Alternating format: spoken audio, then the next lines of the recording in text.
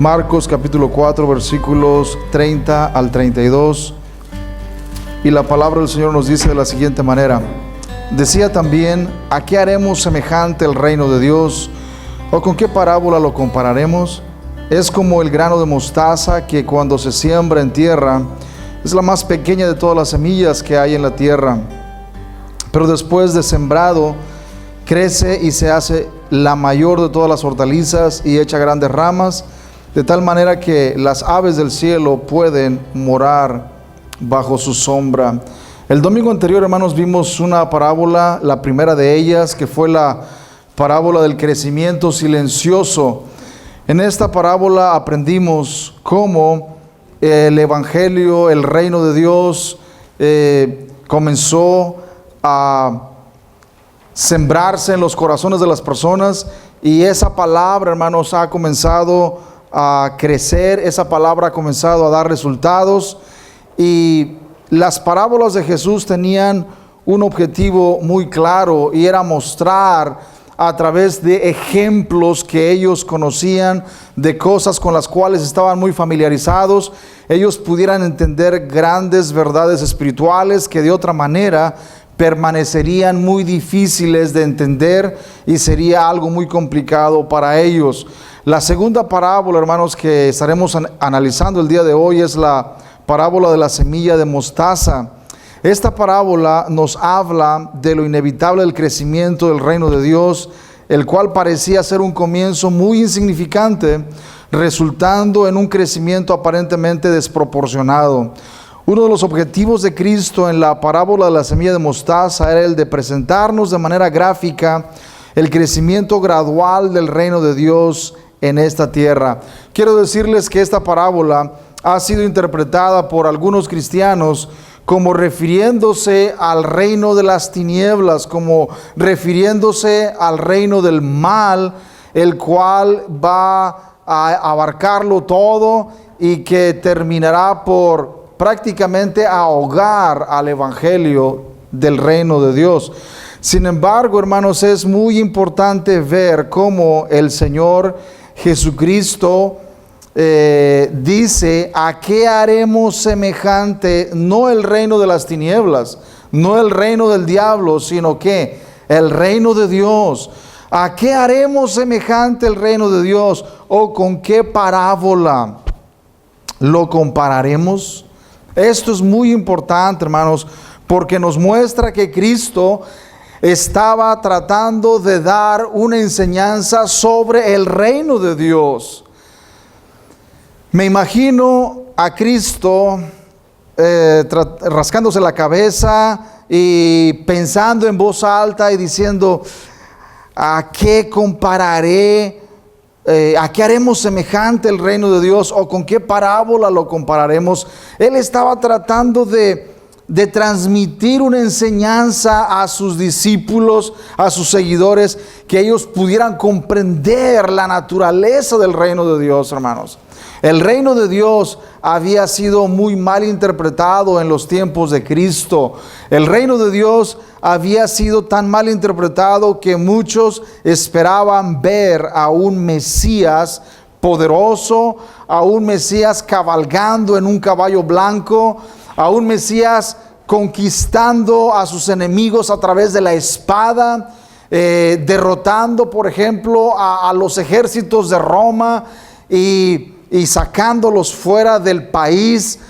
Muchos judíos tenían ese concepto de lo que era el reino de Dios. Ellos se imaginaban que cuando el Mesías viniera, hermanos, el Mesías sería un rey tan poderoso como lo fue, por ejemplo, el rey David o el rey Salomón, cuyos reinados fueron muy grandes y muy importantes y poderosos, de tal manera que los enemigos, hermanos, no podían resistir el poder militar que ellos tenían. Pero cuando Cristo viene, hermanos, y se presenta delante de ellos como un hombre humilde, que lo único que hacía era enseñar a sus 12 discípulos, que eran hombres pescadores y que no tenían gran preparación académica e intelectual en las mejores universidades, hermanos, los religiosos de ese tiempo se reían y decían: ¿cómo puede ser este Mesías? ¿Cómo puede ser este el Mesías prometido cuando está rodeado de estos hombres pescadores que no se prepararon en los mejores colegios y universidades? Este no puede ser el Mesías, hermanos. Y ellos no podían creer que Cristo fuera el Rey, el Mesías profetizado en el Antiguo Testamento. Simplemente ellos no podían creer que Cristo fuera ese Mesías profetizado en las Escrituras.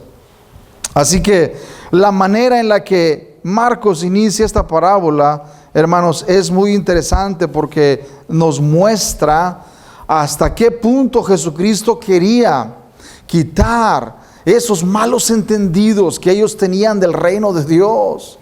El reino de Dios no sería algo visiblemente poderoso, algo que atrajera la atención de todo mundo. No, el reino de Dios, hermanos, sería algo invisible, algo que la gente vería, pero simplemente diría: puede salir algo bueno de estos pescadores. Hermanos, el reino de Dios, Jesucristo quería mostrar que no era como los judíos lo habían mal entendido.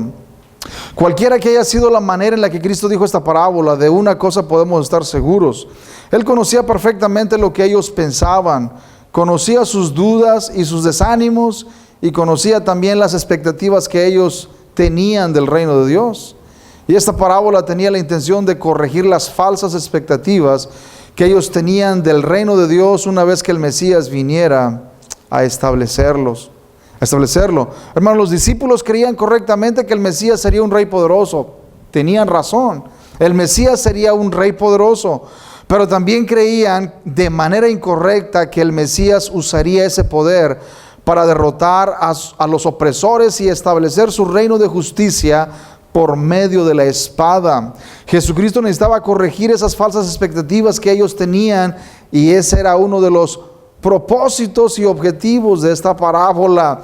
Cristo quería corregir ese pensamiento que ellos tenían de que el Mesías va a venir con poder y gloria, y una vez que venga nosotros estaremos al lado de Él y seremos poderosos también. Nosotros estaremos reinando con Él en ese poder, porque, hermanos, ellos se imaginaban que cuando las Escrituras prometían ese reino de Dios que vendría, ellos se imaginaban el poderío que tuvo, por ejemplo, el rey David, el poderío que tuvo el rey Salomón, y ellos añoraban ese reino de oro, ese reino dorado de Israel en los tiempos del rey David y del rey Salomón. Pero el rey vino en humildad, cabalgando no sobre un corcel blanco, pero sobre un burro, hermanos, sobre un asno. Y los líderes religiosos decían: ¿cómo puede ser este el Mesías? ¿Cómo va a reinar? ¿De qué manera va a reinar? ¿Cuál es el reino de este? Hermanos, Jesucristo necesitaba corregir esos malos entendidos que había en los judíos de su tiempo sobre el reino de Dios. En los tiempos de Cristo, hermanos, al igual que en nuestro tiempo actual, existían varios refranes y dichos populares que las personas usaban para ilustrar ciertas verdades. Hoy tenemos muchos refranes. Dos de ellos: árbol que nace torcido, jamás su rama endereza. De tal palo, tal astilla. Tenemos muchos refranes, hermanos. Cuando nosotros decimos un refrán, nosotros queremos transmitir una verdad que encierra ese refrán. Nosotros usamos este tipo de refranes para mostrar una verdad más grande, más profunda. Hermanos, en el tiempo de Cristo era de la misma manera. Los judíos tenían muchos refranes, muchos dichos, muchos proverbios.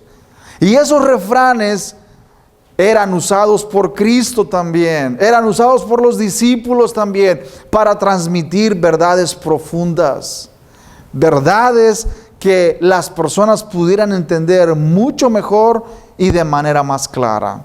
En los tiempos de Cristo se acostumbraba mucho a usar el refrán o proverbio de la semilla de mostaza para referirse a las cosas pequeñas e insignificantes. Por ejemplo, los rabinos del tiempo de Cristo acostumbraban decir un refrán muy conocido y era el siguiente: una mancha tan pequeña como una semilla de mostaza.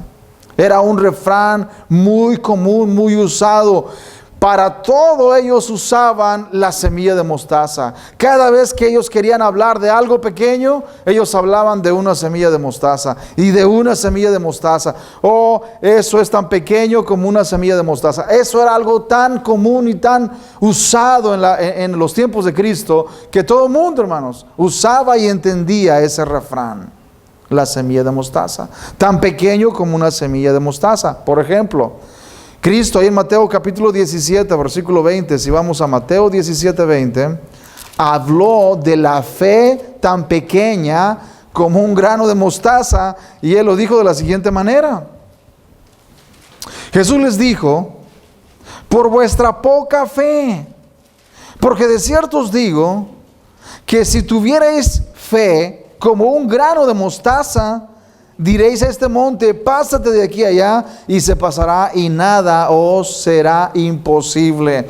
Notemos bien, hermanos, cómo Cristo usa ahí el refrán del grano de mostaza. Y dice: si tuvierais fe como un grano de mostaza, diríais a este monte: pásate de aquí a allá, y se pasará, y nada os será imposible. Así que ese refrán del grano de mostaza era muy común y muy popular en los tiempos de Cristo. Bueno, ¿por qué digo esto, hermanos? Lo digo porque hay muchos críticos en la actualidad que dicen que Cristo se equivocó. Que Cristo se equivocó cuando dijo esta parábola. Ellos dicen: Cristo se equivocó porque la semilla de mostaza no es la más pequeña de las semillas. Y ellos dicen: por lo tanto, como Cristo se equivocó, Él no puede ser Dios. Y ellos dicen: Cristo se equivocó porque esa semilla no crecía hasta convertirse en un árbol, tal como Cristo lo dijo en Mateo capítulo 13, versículo 32. ¿Cuál es nuestra respuesta a esos críticos, hermanos? ¿De qué manera vamos a contestar a estas críticas que dudan de la veracidad de la palabra de Dios y que dudan de la divinidad de Cristo? Fácil y sencillo, hermanos. Hay una respuesta muy fácil y muy sencilla a estos críticos, y es la siguiente. Una de las respuestas a esos críticos es que Jesucristo no estaba dando clases de botánica, simple y sencillamente. Así digan ustedes, hermanos, cuando alguien les diga esto: Cristo no estaba dando clases de botánica. Cristo estaba usando un refrán muy popular en el primer siglo para ilustrar una gran verdad que Él deseaba que sus discípulos comprendieran. ¿Se dan cuenta, hermanos? Cristo no estaba enseñando en ningún momento la naturaleza de las semillas, cuál es más grande, cuál es más pequeña. Cristo no estaba hablando de botánica en esta parábola. Él estaba usando solamente un refrán muy conocido para ilustrar una gran verdad, para que sus discípulos pudieran entenderla. Por lo tanto, no hay ningún problema, hermanos. No hay ninguna contradicción y no hay ningún error, ninguna equivocación cuando Cristo dijo la parábola de la semilla de mostaza. No hay ningún problema en ello. Ahora bien, ¿cuáles son entonces los objetivos de la parábola? Hay dos objetivos. Número uno, mostrar que el reino que Cristo había venido a establecer estaba destinado a crecer aun cuando tuviera inicios muy insignificantes. Esa es la primera verdad que Cristo quería transmitir, hermanos. Por eso Él dio esta parábola, para mostrar que el reino que Él había venido a establecer estaba destinado a crecer aun cuando tuviera inicios muy insignificantes. Y el segundo objetivo que Cristo quería mostrar en esta parábola era que ese reino incluiría a todas las naciones del mundo, las cuales eran representadas por las aves del cielo que hacían nidos en sus ramas. Vamos a Mateo, hermanos. Mateo capítulo 13. Mateo capítulo 13. Versículos 31 y 32. Otra parábola le refirió diciendo: el reino de los cielos es semejante al grano de mostaza que un hombre tomó y sembró en su campo, el cual a la verdad es la más pequeña de todas las semillas, pero cuando ha crecido es la mayor de las hortalizas y se hace árbol, de tal manera que vienen las aves del cielo y hacen nidos en sus ramas. Déjenme decirles, hermanos, la semilla de mostaza no es la más pequeña de todas las semillas. Es cierto, no es la más pequeña. Y la semilla de mostaza crecía de 6 a 8 pies, cuando mucho. Era una hortaliza, era un arbusto, no era un árbol grande, era algo mediano.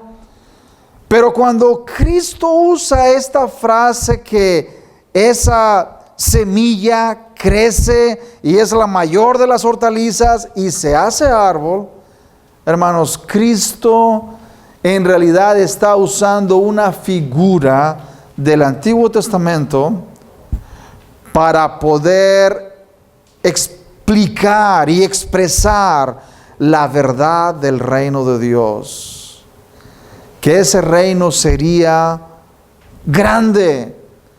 Y cada vez que los escritores del Antiguo Testamento hablaban de esto, hermanos, usaban la figura de un gran árbol. Vamos a ver esto. Vayamos a Ezequiel. Ezequiel capítulo 17. Ezequiel 17, versículos 22 al 24. Una de las reglas, hermanos, de la hermenéutica reformada es que las escrituras interpretan a las escrituras. Y cada vez que nosotros deseemos saber el significado de un pasaje oscuro, difícil, tenemos que dejar que la misma escritura la interprete. Ezequiel capítulo 17, hermanos. Ezequiel 17, versículos 22 al 24. Ezequiel 17, 22 al 24 nos dice: así ha dicho Jehová el Señor: tomaré yo del cogollo de aquel alto cedro y lo plantaré. Del principal de sus renuevos cortaré un tallo y lo plantaré sobre el monte alto y sublime. En el monte alto de Israel lo plantaré y alzaré ramas y dará fruto y se hará magnífico cedro y habitarán debajo de él todas las aves de toda especie, a la sombra de sus ramas habitarán. Y sabrán todos los árboles del campo que yo Jehová abatí el árbol sublime, levanté el árbol bajo, hice sacar el árbol verde e hice reverdecer el árbol seco. Yo Jehová lo he dicho y lo haré. Veamos, hermanos, cómo esta imagen del árbol grande, frondoso, donde las aves del cielo de toda especie habitan a la sombra de sus ramas, nos habla de algo grande, de un reino importante. Ahora, ahí en el capítulo 31 de Ezequiel, encontramos una vez más esta interpretación, hermanos. Ezequiel 31, 1 al 6, veamos lo que dice. Aconteció en el año 11, en el mes tercero, el día primero del mes, que vino a mí palabra de Jehová diciendo: hijo de hombre, di a Faraón, rey de Egipto, y a su pueblo: ¿a quién te comparaste en tu grandeza?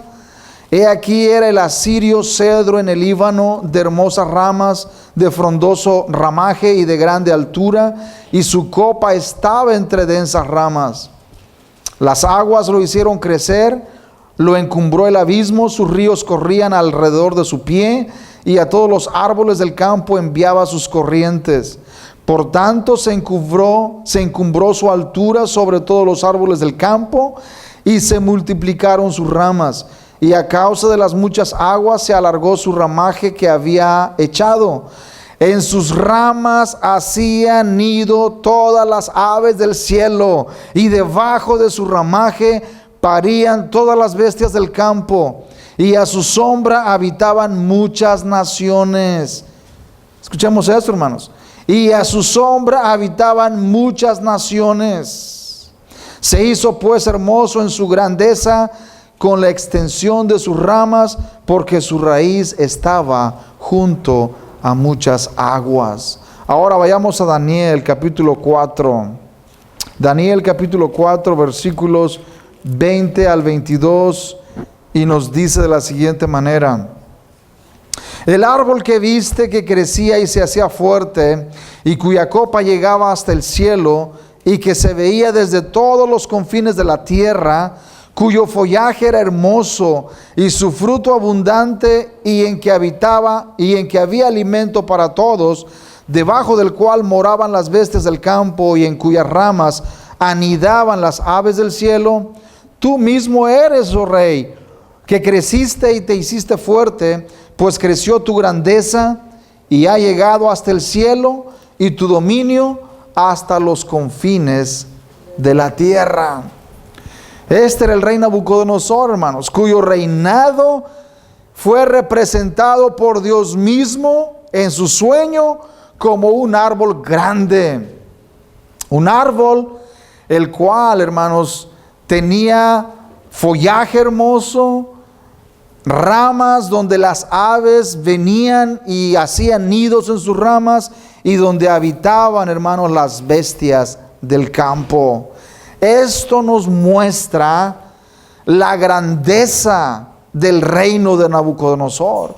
Esto nos muestra la grandeza de su reinado. Ahora bien, cuando nosotros leemos la parábola del grano de mostaza en Mateo capítulo 13, nosotros vemos exactamente ese mismo principio, ese mismo lenguaje para el reino de Dios, hermanos. El reino de los cielos es semejante al grano de mostaza que un hombre tomó y sembró en su campo, el cual a la verdad es la más pequeña de todas las semillas, pero cuando ha crecido es la mayor de las hortalizas y se hace árbol, de tal manera que vienen las aves del cielo y hacen nidos en sus ramas. Hermanos, ¿qué significa que las aves del cielo vengan y hagan nidos en las ramas de este árbol? ¿Qué significa eso? Hermanos, significa que así como las naciones estaban bajo la sombra de los grandes imperios, de los grandes reinados de la antigüedad, de la misma manera, el reino que Dios establecería con la venida del Mesías, con la venida de Cristo, aun cuando sería un reino muy insignificante en sus inicios, ese reino, hermanos, crecería hasta incluir a todas las naciones del mundo. A todas las naciones del mundo. Este método de interpretación que las mismas escrituras usan para describir a un gran reino es la que debemos usar para entender a qué se refería Cristo cuando habló de lo diminuto de la semilla de mostaza hasta crecer y convertirse en un árbol en donde las aves del cielo vienen y hacen nido en sus ramas. Esta parábola nos muestra que el reino de Dios, que comenzó como algo pequeño e insignificante, crecería tanto que no solo las personas tendrían protección y seguridad bajo su sombra, sino que aún las naciones enteras experimentarían tales beneficios. Hermanos, es importante entender esto. El reino de Dios que Cristo estableció en su primera venida fue algo que al principio era algo muy pequeño, hermanos. 12 hombres, 12 pescadores comenzaron a seguirlo. Personas que no prometían mucho. Personas que cuando lo arrestaron, ellos huyeron, hermanos. Lo dejaron solo. El único que deseaba pelear fue el apóstol Pedro, desenvainando su espada y cortándole la oreja a Malco, el siervo del sumo sacerdote. Pero Cristo le dijo: tranquilo, Pedro, tranquilo, guarda tu espada. La copa que el Padre me ha dado para beber, no la voy a beber. Hermanos, aún en esos momentos Cristo entendió que la manera de establecer su reino no era la manera en la que los judíos equivocadamente creían. No era esa manera, hermanos. Él vino a establecer su reino de una manera muy distinta. Y ese reino, hermanos, ha avanzado por todas las naciones del mundo. Y ahora muchos países ha llegado ese evangelio. Y muchas personas, miles y miles de seres humanos, están dentro de ese reino y pertenecen a ese reino debido a que Cristo vino a establecer ese reino en su primera venida. Conclusión, hermanos, quiero concluir con lo siguiente. La siembra del grano de mostaza fue exactamente lo que sucedió cuando Cristo estaba siendo crucificado. Nadie que estuviera presenciando ese evento en ese día podía haber dicho: muy bien, señores y señoras, prepárense para ser participantes de algo muy grande, porque finalmente el Mesías está muriendo. Hermanos, desde el punto de vista puramente humano, ese día fue un completo desastre para sus seguidores. ¿No es cierto? Todo mundo pensaba que Cristo y sus seguidores había terminado la carrera de Él y de ellos, que finalmente se les había puesto un fin a lo que ellos estaban haciendo, porque Cristo estaba siendo crucificado y finalmente estaba siendo silenciado. Hermanos, nadie podía decir que ese momento era el momento del inicio de algo grande, de algo internacional, de algo mundial. Nadie podía decir tal cosa. Ningún gobernante civil o religioso de ese tiempo se sintió amenazado cuando 120 personas se reunieron en un aposento alto para orar. Hermanos, después de todo, su líder había muerto y ya no estaba con ellos. Pero el Espíritu Santo descendió en el día de Pentecostés sobre esos 120 discípulos. Y desde entonces, desde ese momento, hermanos, el mundo ya no ha sido el mismo. Desde ese momento en que 120 personas recibieron el poder del Espíritu Santo en el día de Pentecostés, hasta el día de hoy, el mundo ya no ha sido el mismo. Y eso es lo que Cristo quería mostrarles con la parábola del grano de mostaza. Es enseñanza. La semilla de mostaza es la más pequeña, pero una vez que ha germinado y crece, se hace tan grande que aún las aves del cielo vienen y hacen nido en sus ramas. Todas las naciones finalmente, hermanos, estarán a la sombra del reino de Dios. Todas las naciones finalmente abrazarán el reino de Dios. No significa que todos los habitantes de los países serán salvos, pero sí significa que vendrán días, vendrán tiempos cuando el evangelio, hermanos, será la regla y no la excepción. Vendrán tiempos cuando las personas hablarán de Cristo y del evangelio en las escuelas, en los trabajos y en las calles como algo muy normal.